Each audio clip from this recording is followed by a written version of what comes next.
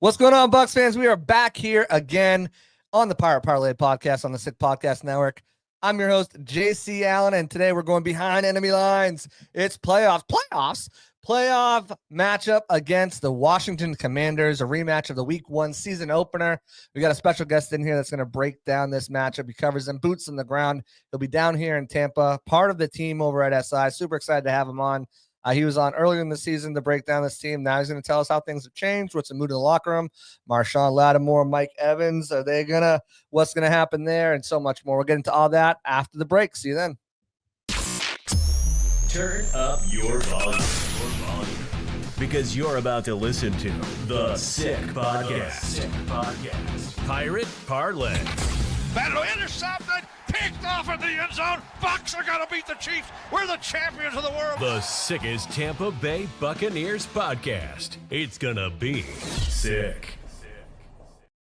Back here on the other side, and we'll waste no time getting our special guest in here. He's a lead writer, editor for Commanders Game Day, part of the SI umbrella. Also, longtime host of Locked On Commanders and one-time host of Locked On Bucs.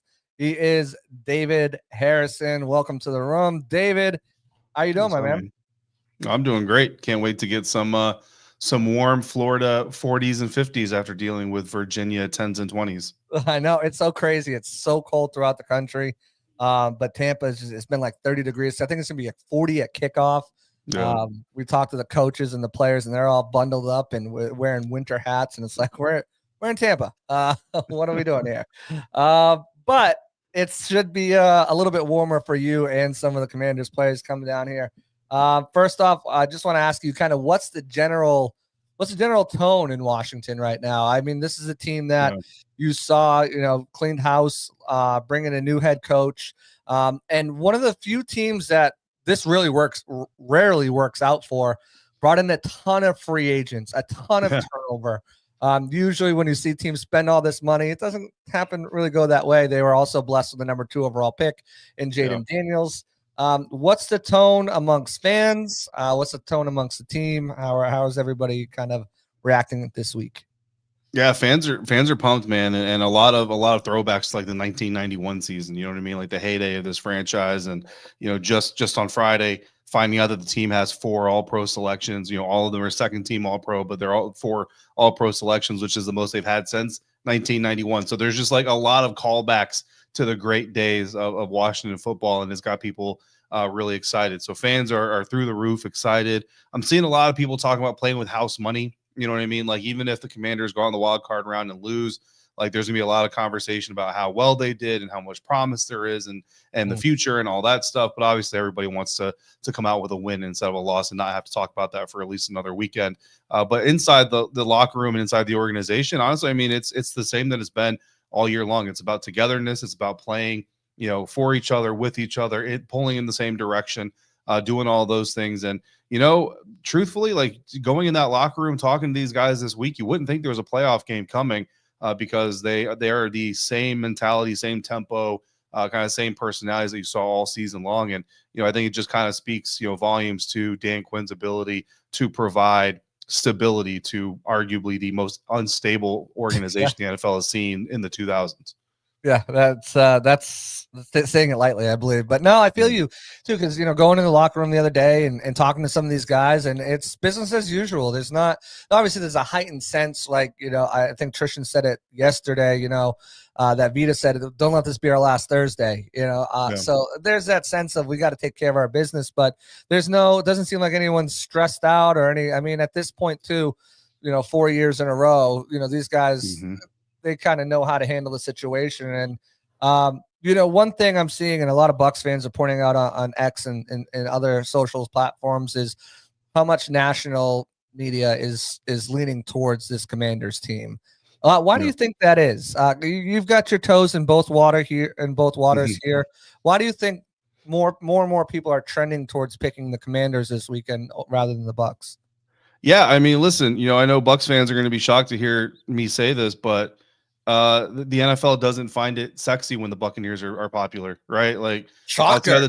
Right? Yeah, like that's totally new information. But outside the Tom Brady years, like it doesn't really serve the national appetite for the Buccaneers to be one of these best teams. And it's unfortunate, but just kind of is the way that it is, you know what I mean? In this landscape, like there are some franchises out there, like as much as we hate it, the Dallas Cowboys, right? Like when the Dallas Cowboys are relevant and worth talking about, the national, temperature of the NFL just seems to kind of go up, and the Buccaneers just aren't one of those teams. Well, the Washington Commanders are one of those historic franchises, as well. And their resurrection story is sexy. The Dan Quinn story, because I've already seen people talk about how Dan Quinn's success might impact this cycle of coaching hires, right? Like maybe more teams are going to be willing to go get a second time head coach, like a guy like Cliff Kingsbury, who have gotten to know this year. And then you got Jaden Daniels, the Heisman Trophy winner turned, soon to be rookie of the year, Pro Bowl starting quarterback, like all this stuff, and again, Baker Mayfield, like very solid dude. Bucs fans love him. Tampa loves him, and certainly well-deserved.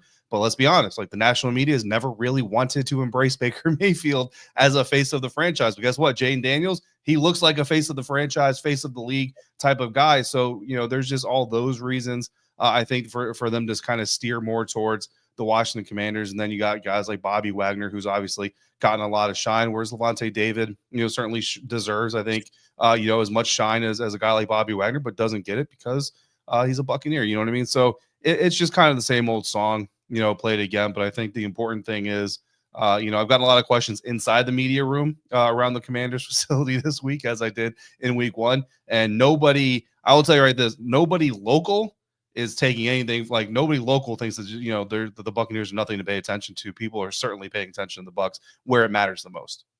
Right. It's so crazy with the Buccaneers landscape. And shout out to Peter Schrager at Good Morning Football. He has been a cheerleader of the Buccaneers for the last several, going back to Keefe, rocking a Keefe jersey on there. Last year he rolled with Yaya Diaby, but this year bringing that attention to Liam Cohen, to Todd Bowles getting his coach of the week at the end of the year. Obviously Bucky Irving having just a crazy year, and Mike Evans starting to finally get the net recognition. Started a little bit last year, but now really this year getting that recognition. It's a good thing he's starting to. I mean, you only tied Jerry Rice. It's about time he starts to get some of that recognition, right? Yeah, it's crazy. Levante David did something again this year that no other linebackers have been able. 100 tackles and 6 sacks or whatever it was, that like only like 2 other people. It's crazy, but that's neither here nor there, because the Buccaneers, they know it, and they know the the lack of attention, and they're going to block the outside noise, and they're going to come ready to go. And when you look at this matchup, I think this is probably one of the most fun matchups of all weekend.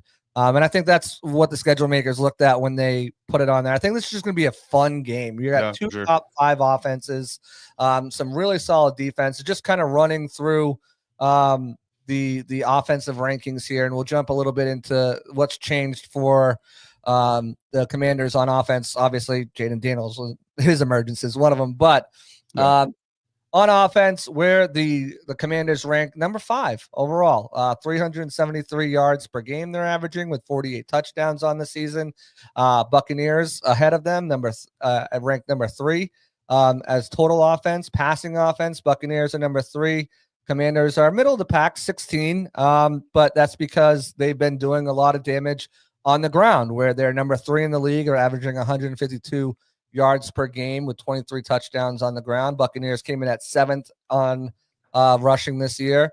When you look at scoring, again, Buccaneers are scoring 28.5 points a game. Commanders are 4th, right ahead of them at 28.8. 2 high-scoring offenses. You're catching a trend here. Both of these teams are really efficient when they have the ball. Very, balanced. Buccaneers a little bit more so.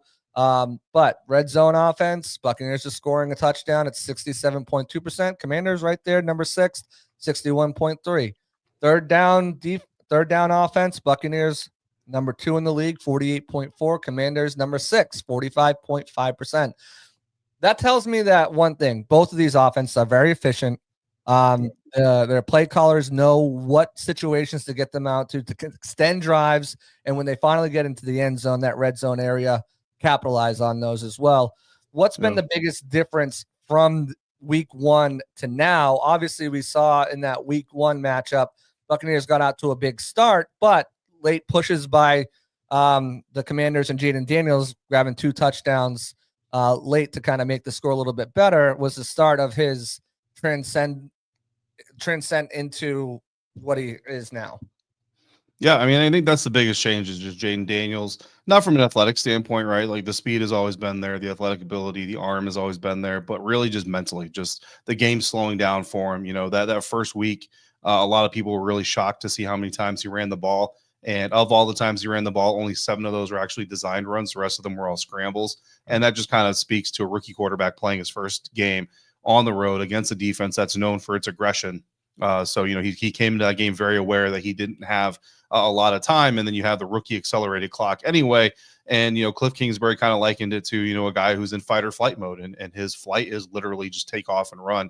And that's what you saw in Jaden Daniels. Yet you're still able to put up 20 points, put his team in position to score 26 points. Or 2 missed field goals in there that certainly impacted the game flow towards the end of the game, and the Buccaneers were able to pull away. But Jaden, we've seen just kind of incrementally grow into being a fully capable NFL quarterback to now really most recently becoming a guy that when it's winning moments, when it's winning time, as Dan Quinn puts it, Jaden Daniels puts on the cape and he says, "Hey guys, jump on my back. We're going to go get this thing done." And that's really something that's been very impressive. It's something that you probably didn't expect to really see start happening until year 2, but he has started doing it here in the back half, specifically once you get into December football. He's been able to kind of do those things. And people talk about like the 5 touchdown passes he's had in the last 30 seconds of games this season. And it's a team that in some retrospect actually looks a little bit similar. You mentioned the Commanders doing much better in the second half of the game than they did in the first half of the game. They have been known to get off to some slow starts. I know the Buccaneers offense has had a tendency to have like a really good half here, a really bad half there. And you just kind of hope that you put the two together and you come out with a winning formula more often than not. The Commanders have been very similar.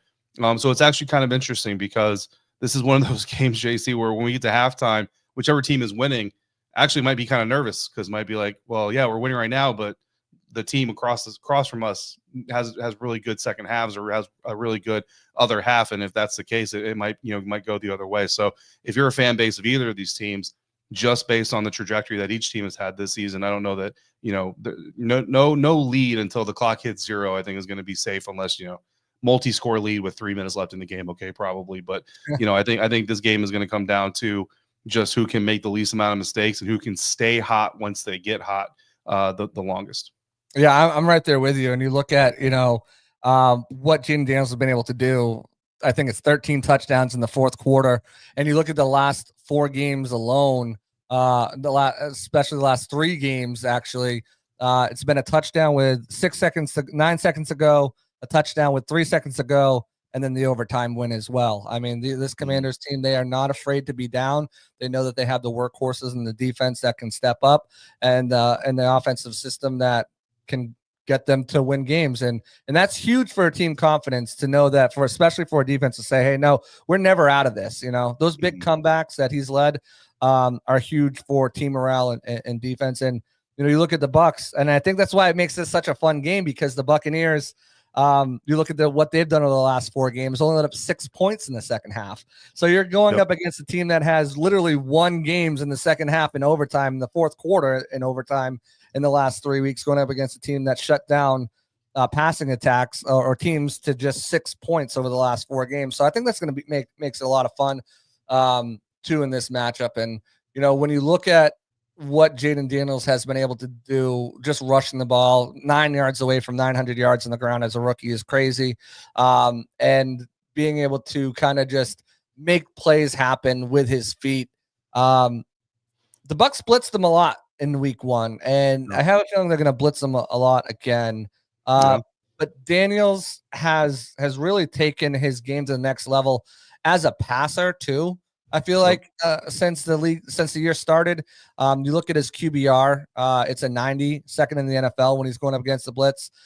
He's had the most 20-yard completions, explosive plays in the NFL with 20. That's first in the NFL. And even when he is blitzed, he still is able to just turn on the jets and make things happen. Oh, yeah. His scramble yards are 203 yards against the blitz, are first in the NFL as well. So if you're the Bucs and you're expecting Todd Bowles to blitz, how do you combat Jaden Daniels and his legs? I mean, honestly, man, I'll tell you right now, the teams that blitz the most are the ones that get gashed the most by Jaden. I don't know. You have to, first of all, you got to blitz smart, right? Everybody knows, the old adage, don't rush past the quarterback. And look, the Buccaneers defense knows that, but so did the Browns defense. You know what I mean? So did well, not the Eagles defense. That's not a good example, but so did these other defenses that have come and tried to come at him. I think Todd Bowles probably still one of the more aggressive defenses that Jayden Daniels has faced this season. But yeah, I mean, teams that try to bring pressure at him, honestly, you're much better off leaving as many guys in coverage as you can, trying to get home with those 3 or 4 rushers, maybe 5 at the most. But if you go above 5, you're really going to start to kind of put yourself in a situation where if Jayden gets loose, that's where he kind of gashes you for those big gains. It's not just Jayden either. Like you go back to those fourth quarter touchdowns, even just last week in week 18 in the win against the Cowboys, it was Marcus Mariota who throws that game winning touchdown. But right before that, he takes off for a gain of 33 yards because the Dallas Cowboys got out of their lanes trying to rush the quarterback. I mean, it's one of those schemes, one of those mentalities of this team. And then obviously the youthful energy and ability of Jayden Daniels. And I think the thing that has really developed too about Jayden is early on in the season, a lot of his scrambles, he tried to get to the right side constantly, just always going to the right. Right. Well, now he'll go to the left. He'll go up the middle of the pocket and try to find that space. So you can't even try to kind of isolate him into one area of the field. So it's going to be interesting because this is one of those games where, I would love to look at Todd Bowles and say, well, this is one of those games where maybe you're not as aggressive. Maybe you don't bring as many blitzes and you leave more guys in coverage, but it's not really Todd Bowles' thing. You know what I mean? It's not really his MO. So you do expect he's going to bring the pressure. It's just a matter of how disciplined those rushers can be to be ready to get off blocks and try to corral him when he does try to escape. And if they can't, how successful Jayden is in getting out there and punishing for it. Yeah, Jayden Daniels now can turn left. He's a known ambi turner now. That just spells trouble for the Buccaneers defense for sure if they can't get him. Another guy who's came on, and it took a while to get that connection going, is scary Terry McLaurin. Second team All-Pro this season. It just kind of lights out. 13 touchdowns, 82 receptions, 1,000 yards again. And really not many other guys. As you've had contributions from other people. I think Zach Ertz is the person who I look at stepped up the most and been that safety valve for him. The Bucs, their weaknesses. Terry McLaurin again, but you look at week 1, Zion McCollum's out of that game. They lose Bryce Hall. They lose Jamel Dean. They're down to putting Christian Izzy in at cornerback, 5'9" guy who never played it since college. What are your thoughts on this matchup? Obviously, Bucs known problems in the middle of the field with Zach Ertz being able to occupy that space. Then obviously Terry McLaurin, but a little bit of a different look this time now that Zion is going to be healthy and it looks like Jamel Dean is going to be good to go. Yeah, no, I think you hit the nail right on the head there. I mean, Cliff Kingsbury said flat out that he didn't do a good enough job in that week 1 matchup getting Terry schemed open on things. And there's been 5 times this season that Terry McLaurin has been held to 2 catches or less. And while that's kind of not a lot, like it's not obviously not the majority of the season, that's a lot of games for your number 1 wide receiver to be held in check to that level. So what we've seen here in the last month and a half or so of the season is Cliff Kingsbury getting a little bit more creative with moving Terry McLaurin around. You're still going to see Terry lined up split wide left probably 70% of the time. But what you will see is you'll see some motion to the right, motion from the right. You'll see some things where he might line up split wide left, but when all is said and done in the route tree, in the route combination, he's actually the second or third receiver inside compared to where he lined up. And just doing those kinds of things to try to get him against different matchups and try to get him, just kind of some space to operate. So I would expect certainly more than 2 catches for 17 yards in this game. And again, you kind of go back to the aggression of Todd Bowles with his defense. If they give Jayden Daniels opportunities, I mean, this goes back to training camp, man. I remember standing on the sideline of training camp, looking at Joe Witt Jr.'s defense going up against Cliff Kingsbury's offense in 11-on-11s. And you look at it, you go, they got a single high. Terry McLaurin's pressed up against cornerbacks pressed up against Terry McLaurin. And as soon as Terry gets outside leverage on that cornerback, Jaden's just throwing the ball up there where only Terry can get it. And it doesn't matter what kind of pressure you have in his face. The Cincinnati Bengals leveled him on a touchdown pass just most recently. It wasn't the Dallas Cowboys. It might have been, no, it was the Philadelphia Eagles leveled him on a touchdown pass to Terry McLaurin. Like Jayden has shown he'll stay in there in the pocket and deliver that ball exactly to where Terry McLaurin can go get it. And shockingly enough, there's 13 touchdown catches, with the 2 despite the slow start. But there's actually, you go back to a game in early December, they actually missed a connection on 3 potential touchdown passes. So you could have up to 15 or 16 touchdown catches between these 2, despite the 5 2-game catch game. So it kind of shows that when they're clicking, they're clicking really well. And for a guy like Jamel Dean, he likes to be aggressive sometimes. He's going to have to be really on his game because Terry will hit him with that stutter, hit him with the double move. Zion McCollum, definitely coming into his own. Really happy about what Zion is doing. That's one of my dudes. But Terry certainly has a lot more experience on him, and they're going to do some things to try to play with him and misdirect him and do all these things. So it's going to be a challenge, but you kind of, you also kind of mentioned that number 2 receiver. They don't really have one, right? But Olamide Zaccheaus will do some things. Jamison Crowder, depending on how healthy he is, he's dealing with a hamstring, so I don't know how much action he'll actually get, but he's certainly been key on third downs. Luke McCaffrey is a guy who's shown some potential here and there, and like you said, Zach Ertz. So there's certainly other weapons, and Jaden is the type of quarterback, like he's not going to try to force feed Terry McLaurin. You might see some early designs to get McLaurin the ball quickly and, some obvious, okay, we're throwing to 17.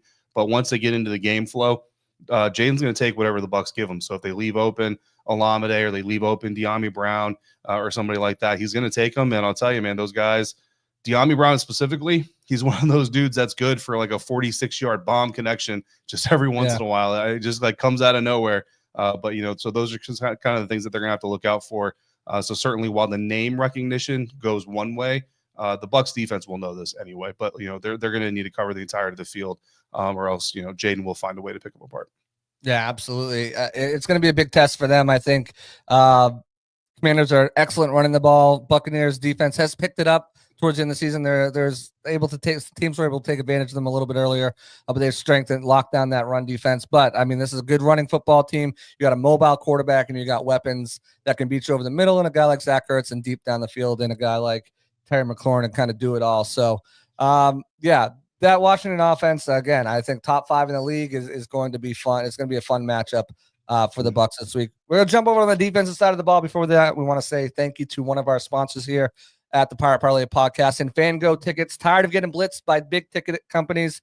Turn to FanGo, your exclusive locally owned and operated Tampa Bay ticketing partner that offers fans like you full transparency. They prioritize fair pricing and no hidden fees so that Tampa fans can enjoy live events without unexpected cost. Visit FanGo Tickets for unbeatable prices, personal seat selection, and local partnerships that can take your game day to the next level. They still have tickets available for Sunday's game as low as, I believe, $110 to get you in the building. So not that expensive. Plus, as you look on their site too, Lightning games, Rays games, and they're packaging things with local bars and local restaurants that be able to have reservations there and skip the lines and skip having to pay for parking on site. There's so much going on at FanGo Tickets. Check them out. Again, locally owned and operated. We always want to support local businesses.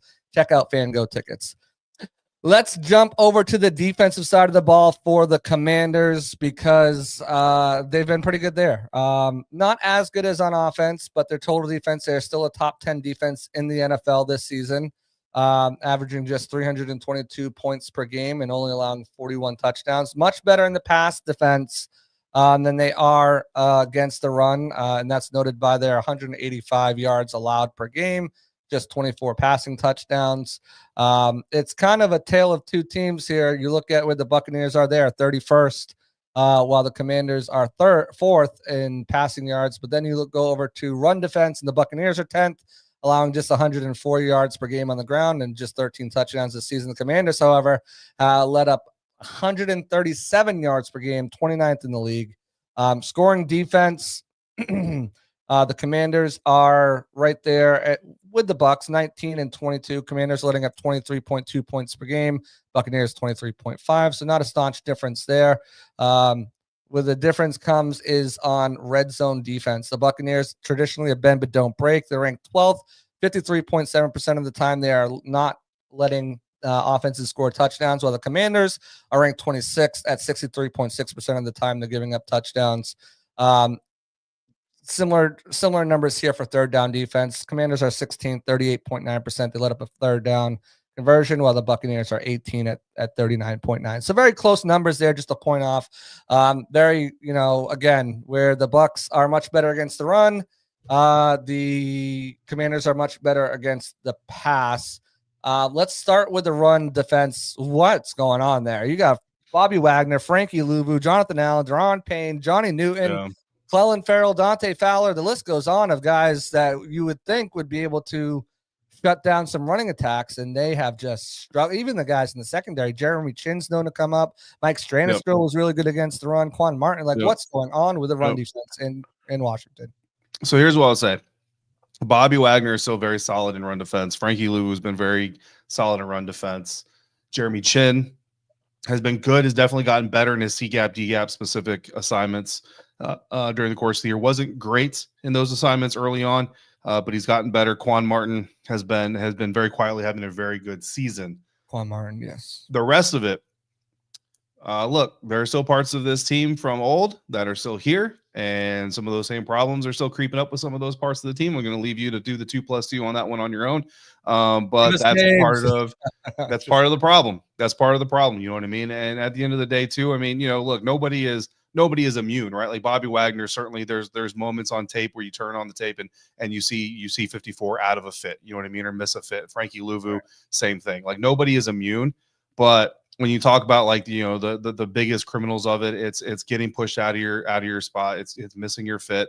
It's just playing somewhat sometimes undisciplined football, but at the same time, a lot of it comes down to wanting to be incredibly aggressive, right? This defensive identity is very similar to what Todd Bowles wants from his defense, is to be incredibly aggressive. You want to arrive at the ball violently and with purpose.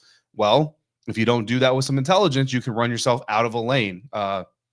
Not to open up any wounds, but we saw Devin White do that quite a bit during his time with the Buccaneers, right? So the Washington Commanders are falling victim to some of that, and especially some of that happening at the point of attack in the front line. And, look, if a front line guy at the point of attack gets washed out of his hole and washed into another person's hole, next thing you know, you got two defenders in one hole that are supposed to be one and then in the other. And now you've got this gaping hole there. A guy like Saquon Barkley runs through for a 36-yard untouched touchdown.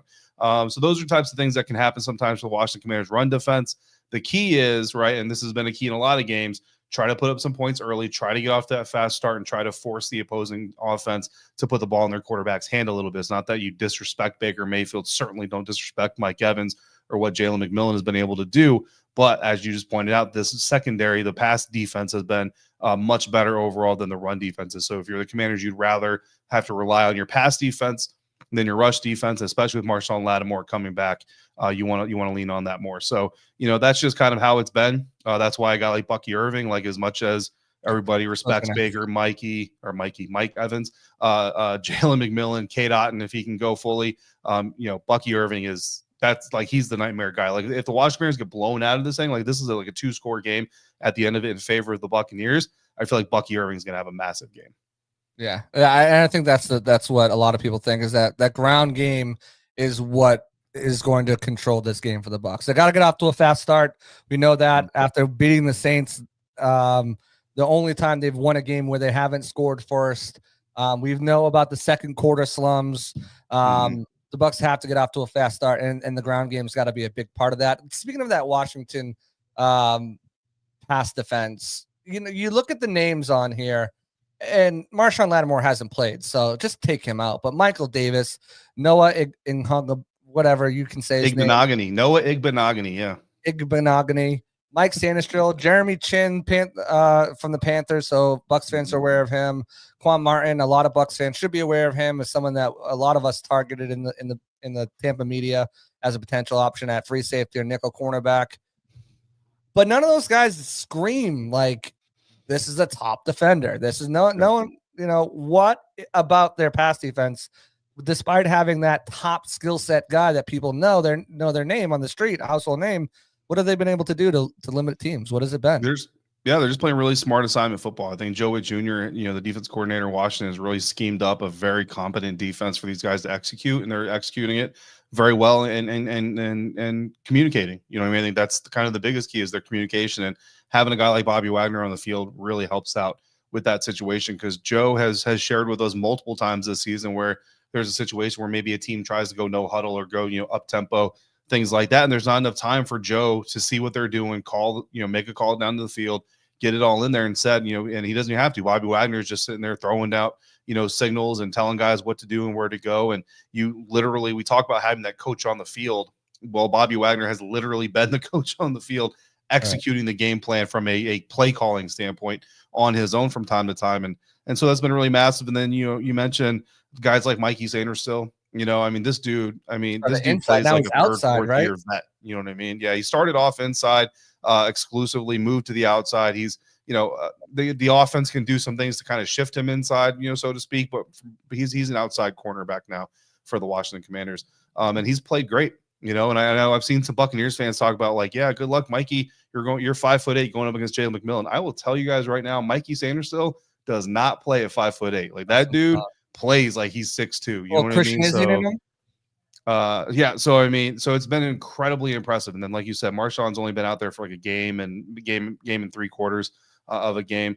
But I will tell you, man, even though he's only out there for the Saints game, out there for 3/4 of that Eagles game, when he's on the field, this defense is different. Like it's amazing to me how much you feel the difference and how little he's actually played. But it is a different beast. It is a different animal with him out there. So it's gonna be really interesting to see how Joey Jr. dials up things for the Tampa Bay Buccaneers offense, because he flat out said that he did not have his defense ready for week 1. And Joe Witt is a big accountability guy, but he's also a big, real. He's a very real guy. So he's willing to say like, look, here's where I messed up, but here's where the guys messed up.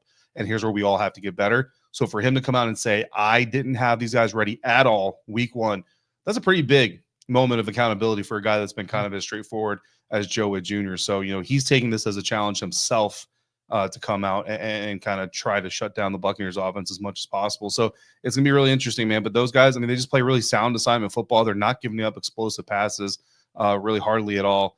And it's been really interesting because, like you mentioned, pass rush helped out a lot too there? Not really. No, I mean, most of your sacks are coming because of the secondary. Most of your sacks are definitely going to be considered coverage sacks. The early penetration hasn't really been there. Certainly, sometimes you get really quick penetration from guys like Dante Fowler Jr. But the thing about Dante Fowler Jr. is even when he gets penetration, a lot of times the dude hits high. And, Baker Mayfield's a little bit of a shorter dude. So I'm already concerned that there's going to be like 2 roughing the passer penalties in Dante's future this week. We'll see. But, yeah, we'll see how it goes, man. But, yeah, that secondary has been really good. And like you said, not a lot of props and not a lot of light shined onto those players. But they definitely deserve it. Some of them definitely deserve it, and the only thing, man, like Jeremy Chin, if you can get him against tight ends consistently, that's the reason he flamed out in Carolina. They try to turn him into more of a coverage safety. He's not that guy. So if you can force them into looks where he's got to cover Kate Otten or Payne Durham or whoever it is, heaven help him if you get him, get Bucky Irving on him or Rashad White on him. But the Commanders do their best to keep Jeremy out of those situations. So it's going to be on Liam Cohen to try to force him into those situations, because that is where I guarantee when they turn on the tape, if there's somebody in that secondary they can exploit, it's Jeremy Chin or it's Benjamin St-Juste, who shouldn't be on the field much with Marshon coming back. All right. And speaking of that, you mentioned Marshon, mentioned how he's changed the defense kind of when he's out there.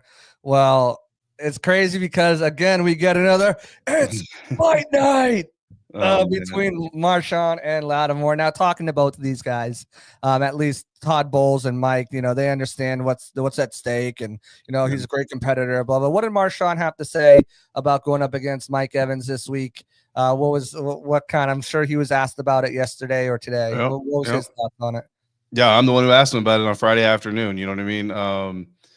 Look, Marshon doesn't shy away from it. You know what I mean? And doesn't he did take the high road in saying it doesn't matter who it is, right? Like whoever it is that he's going up against, he obviously wants them to feel his presence. I asked him if it's more about mentally trying to throw that receiver off their game or if it's really about physically imposing your will on him. And he said, no, man, there's nothing mental about it. I want him to feel me. Like he's just out there wanting that receiver, whether it's Mike Evans, AJ Brown, whoever, he wants that dude to know that he is there all game long.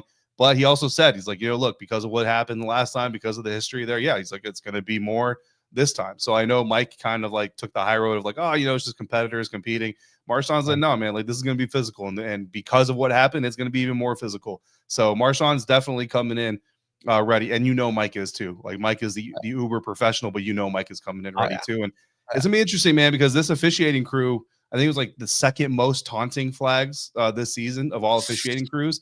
So it's like you're like, all right, are you gonna let these guys go, or are you gonna hinder this thing, and are we gonna extend this game with penalty after penalty? So we'll see how the officials handle it. But yeah, man, I mean, you wouldn't be a true blue football fan if you didn't get excited anticipating for that matchup to rekindle. Absolutely. And like I said, Mike said the right things, and Todd said, Mike's a true professional. He knows what's at stake. Yeah. I'm going to tell you, I'm going to read something from his ex-teammate Cam Brady, who spent like 7 years with him. He said, "It's crazy watching those two go at it. Both of them are not thinking about the game. They are thinking about that rep and embarrassing the other person. It's truly every single play the entire game. Like Mike is preparing when he plays Marshon, like 50% of the football game, 50% for a fight. I'm pretty sure he's in his locker room watching boxing highlights before the game." It's crazy, man. It's great. Like, this is not like I was asked, again, like I've got the connection with the Buccaneers, covering the Buccaneers and all that stuff. So people said, and they're like, yeah, but this is probably just like, two competitors. I'm like, no, man, like these dudes hate each other, bro. Like this is not just competitors competing. These two guys do not like each other. This is all the love is lost. You know what I mean? Like there are no good feelings after this game. Ain't no jersey swaps happening after the game. Like, although we'll see. Cool. That would be cool to have a jersey swap. Like it feels like their last year. Like, obviously I think Marshon's younger than Mike. So like maybe like Mike Evans like farewell tour last time. That would be dope to see. I don't know if we're going to see it, but that would be kind of cool. I don't think so. I know you're short on time, so we'll get you out of here. And just got a couple more things I want to ask you. We'll get you out of here. First, I just want to shout out my sponsor, Mosley Heating and Air. When Florida heat hits hard, trust Mosley Heating and Air to keep you cool and comfortable. With over 25 years of experience, the family-owned business knows what it takes to keep your home's HVAC system running smoothly. Need a repair, a new system, or maintenance plan? They've got you covered. Call Mosley Heating and Air today at 813-230-3742 or visit mosleyheatingair.com. Mosley Heating and Air, where comfort meets reliability. Check them out, especially now. Get your ACs serviced while it's nice and cold out and you don't need to have them on. Let's jump real quick into this injury report real quick because there's really nothing for the Commanders. Colson Yankoff, which is a epic name, the tight end, he's already ruled out. Jameson Crowder, as you mentioned, dealing with a hamstring, he's listed as questionable. Bucs only have Troy Hill, who's on IR anyways, ruled out. Everyone else is trending. Jamel Dean, Mike Edwards, Logan Hall, Antoine Winfield Jr., all listed as questionable. We're not ruled out. The only person that is someone to keep an eye on is Cade Otton, who Bowles said is trending in the right direction. They'll see how he does tomorrow at tomorrow's walkthrough practice, and that'll be determination if he's going to play tomorrow. I expect him to play, though. It's playoff football. You play through it. Jamison Crowder, you mentioned, has kind of gotten some looks. Is it a big loss for the Commanders if he can't go, or will they have other people step in and a guy like Olamide Zacharias and Zach Ertz and other people kind of taking this? Yeah, I mean, it's a big loss in the sense that when Jamison is on the field, he's really reliable and all that. But at the same time, he spent a lot of the season on IR already. So they're very much used to operating without him, unfortunately. But, look, when he came back off of IR, his first game back was against the New Orleans Saints. His first 7 catches all came on third downs, or the 7th catch was a game-winning touchdown score. So that shows you, even with as little time as he's really had with Jaden because of being on IR for the majority of the season, how much this team trusts him. So it's big because of that factor, but it's not as big because they've had to go without him for most of the year. Right. Yeah. And James Crowder, I forgot he was in the league till I watched the Atlanta game. I was like, oh my God, he's still around. I feel like he was on my fantasy roster like 20 years ago. I'm like, damn, bro. Like, I was thinking, like, didn't he play with Lavernius Coles? Yeah, right. Like, oh my gosh. So let's just get into it real quick. I'm going to ask you what the Commanders need to do on offense in order to win this game.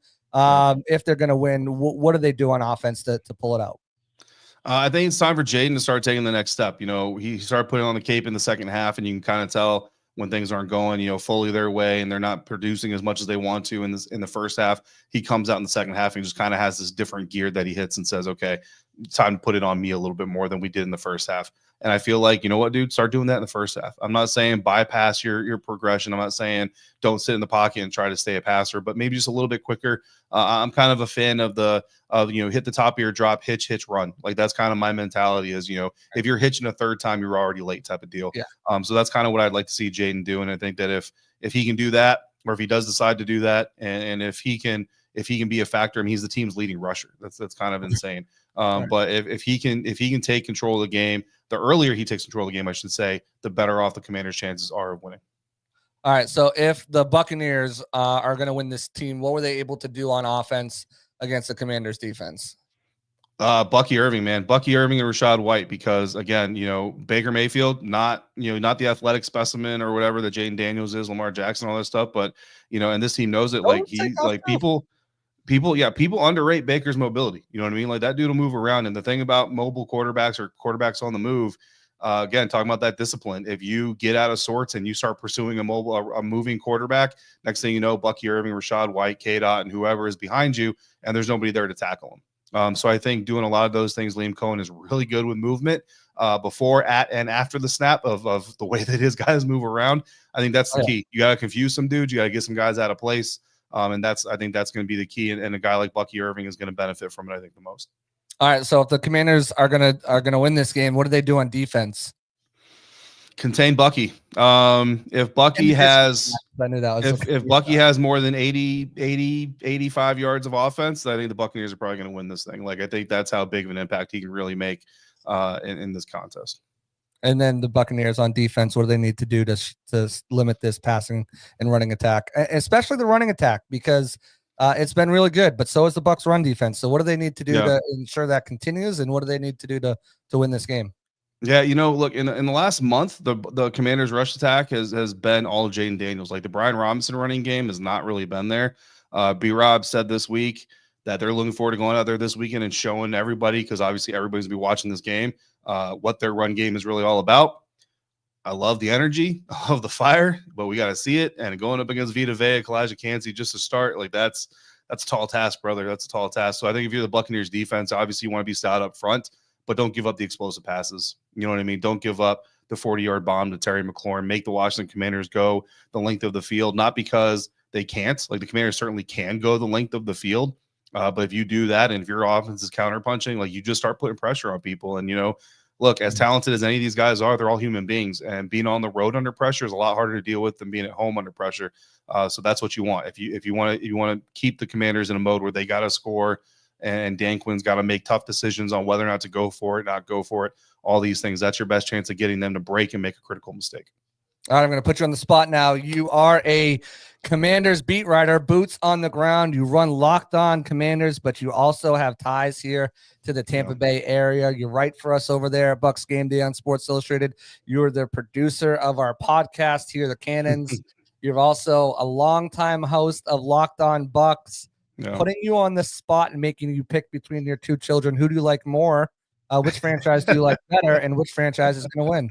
So that's not fair, but I'll give you the headline first. I think the Commanders are going to win. That's the prediction I'm making. But here's the real reason why. You look at these two injury reports, right? And the Washington Commanders are getting healthier than they've been in a very long time. So they're authentically healthy. That's my point. You get to the Buccaneers, and they're certainly getting guys back. And Antoine Winfield Jr. is the biggest one. Like, if Antoine Winfield Jr. wasn't playing this game, I would be very, very, I would be much more confident. I'm on the fence as it is. I'm going 31-27, like one score, like late game. Whoever has the ball last scores and all that kind of stuff. So it can very easily go either way. If Antoine Winfield Jr. wasn't in this game, I would be a lot less confident about the Tampa Bay Buccaneers. But the question is, Winfield's full practice all week. Yeah, he's going to play in this game, but Winfield's not 100%.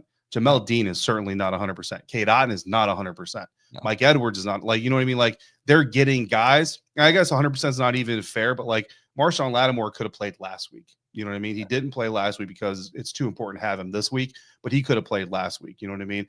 Jameson Crowder is a different story. Tyler Biotish is a guy that, again, the way that the tea leaves are kind of reading, the Washington Commanders' health, right? Like, they're quote unquote getting healthier is just more authentic than the Buccaneers quote unquote getting healthier. Right. So that is the reason I lean Commanders. If I thought Antoine Winfield was coming out here at 88% and Jamel was 92% and so on and so forth, I'd go full on Bucs. But because I just don't 70%. Trust how healthy those Bucs players are, I think, like you said, they're gutting it out because it's playoffs more so than the Commanders players are gutting it out because it's playoffs. All right. You guys heard it here first. David Harrison picking the Commanders to beat the Buccaneers at home Sunday Night Football in Tampa Bay at Raymond James Stadium. He has turned his back on his family. Hey, either way, that I cover is the divisional round, baby, and I'm looking forward to it. And whatever team I'm covered in the divisional round, I'm here for it. That's awesome. I appreciate you, man. I appreciate your time so much. Tell everybody where they can find you. I already did multiple times. So go ahead, promote yourself. Where can they find you?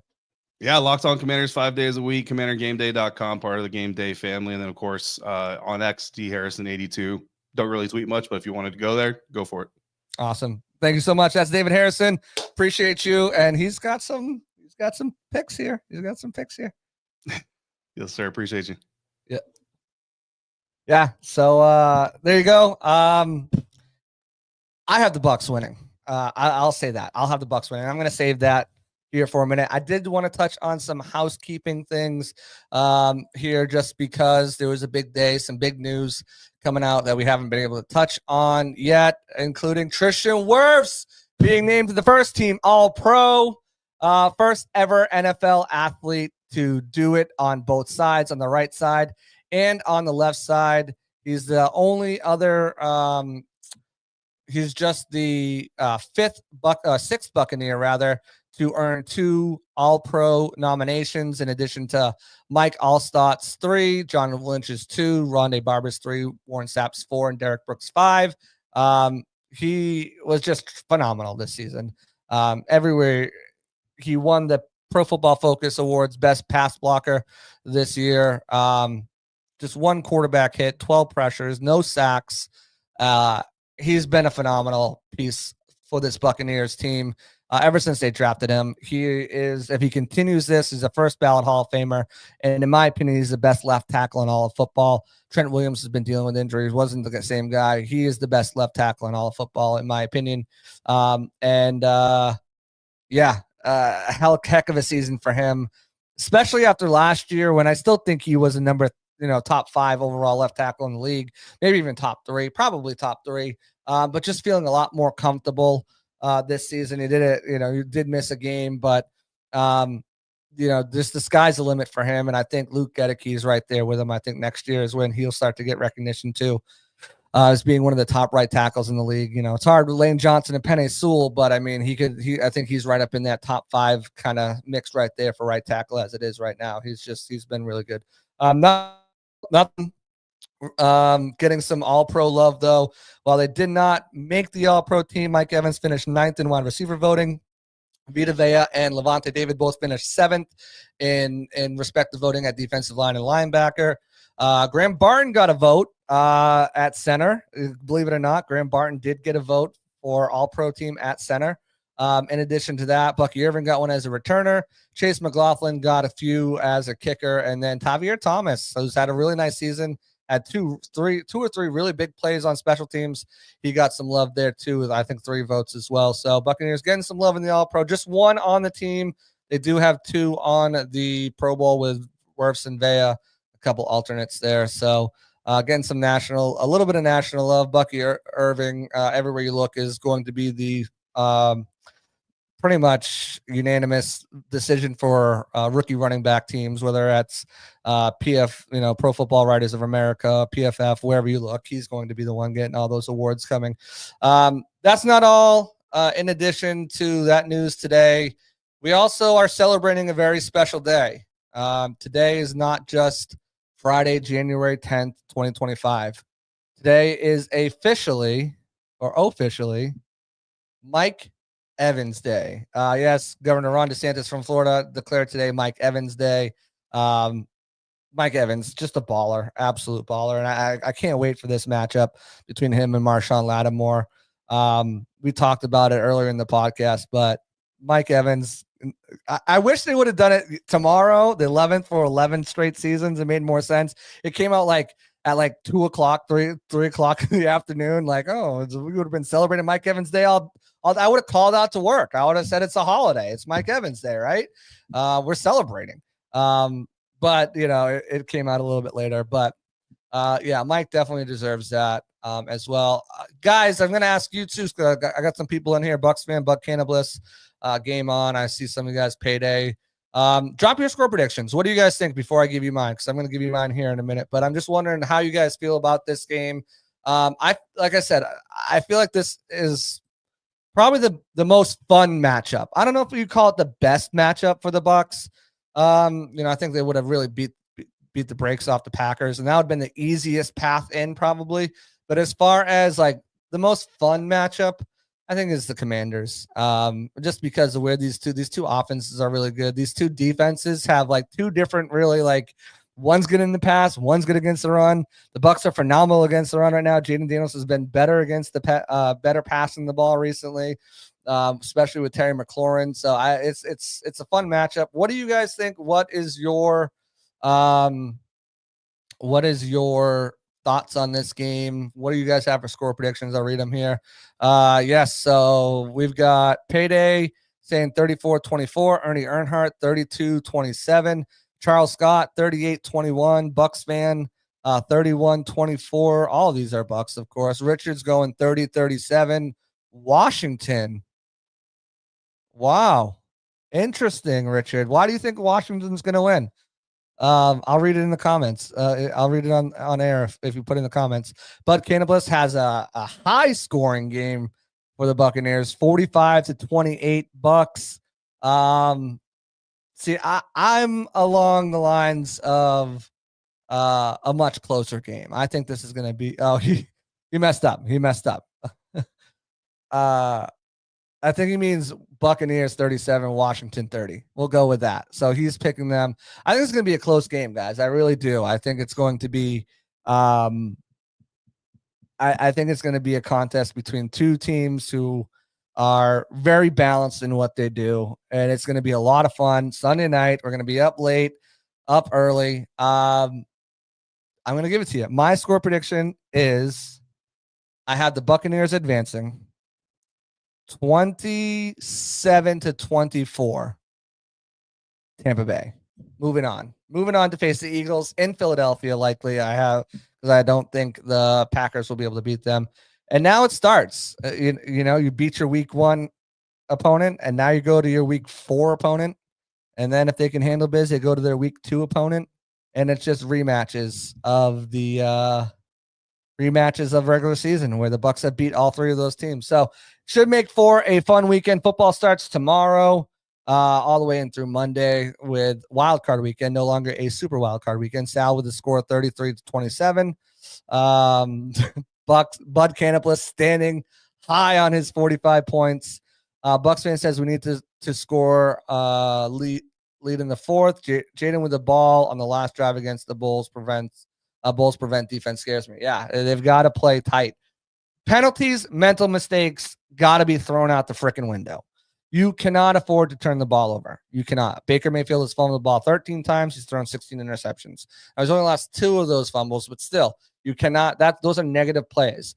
Last week, the Bucs were penalized 12 times from 90 yards. Negative plays. Cannot do that. Cannot do that. You need to play very smart football, very sound football, technique, tackling, hand placement. All these things need to be on point because this is not the team to mess around with. The Bucs will lose this game if they lose a turnover battle. They will lose this game if they start beating themselves. Bucs beating Bucs. We all know the term. We're very familiar with it. They can't do that. We're in the playoffs now. There's no scrub teams in the playoffs. Every team in the playoff is 10 wins or more. This is not a year where there are any easy wins. None of them are easy wins. So Bucs got to be on their P's and Q's. I think they will be. They've had a great week of practice talking to the guys. They are really confident in the game plan going in this week. I think Liam's going to have some stuff dialed up. And this is the fun part too, where, teams have been waiting, they've been waiting and have these certain plays in their back pocket. And, hopefully we'll see some really cool plays and cool concepts from Liam Cohen and some cool disguises and coverages from Todd Bowles. And we'll even make the game that much better. But that's going to do it for me. Again, I got the Buccaneers winning 27-24 in a close game, back and forth, probably maybe comes down to the last minute. One of the teams driving with the ball to try to score, or one team does drive with the ball to score. It should be a really fun, interesting game. Bucs are in the playoffs. They're in the playoffs for the 5th straight year. NFC South champs. No matter what, you can't take that away from them. 4 straight years of NFC South champs. This has got to be one of the best times to be a Buccaneers fan in franchise history. They just continue to do what they do. Todd Bowles has got a big game coming up for him. And looking towards the future, towards this offseason, to this free agency and everything like that, I think the Bucs are in a really good position to be able to go out and really kind of, despite whatever happens this weekend and whatever happens in the playoffs, really kind of go all in and really kind of push the chips to the table, get the help that they need, and really kind of go. Because you think about it, next year's the year to do it. I mean, you're hoping that they win this year, they go this year, but really next year's the year to do it. Carolina's still probably a year away. The Saints are in cap nightmare hell with Derek Carr and all that. And then the Falcons just screwed themselves with a quarterback on a rookie contract with a huge dead cap hit for a quarterback or massive cap hit on their roster. They're not going to be able to build around him in the right way until at least another year or so. So build upon it. Have a go out there and handle your business, and hopefully you win. And know that whatever you're doing this year, you're building upon for next year. So as well. So that's gonna do it for me. Y'all know where you can find me. Bucs Game Day. Got a bunch of stuff out over there. JC Allen NFL on X, and obviously here at Pirate Parlay Podcast on the Sick Podcast Network. Appreciate everybody for tuning in. Like, subscribe, turn notifications. If you're watching on Twitter, just pop over to YouTube. Like, subscribe, notifications. We'd love to have you guys' comments in here. Definitely appreciate that. Everyone who's listening to this after it's published on Apple or Spotify or wherever, come on over, join it, catch a live sometime, interact. I love having you guys interact. And yeah, that's going to do it for me here on the Pirate Parlay Podcast on the Sick Podcast Network. As always, I'm JC Allen saying peace out. Go Bucs. Big game. And that's a wrap. Hope you don't miss us too much until next time. Follow the Sick Podcast Pirate Parlay on YouTube, Facebook, Google Play, and Apple Podcasts.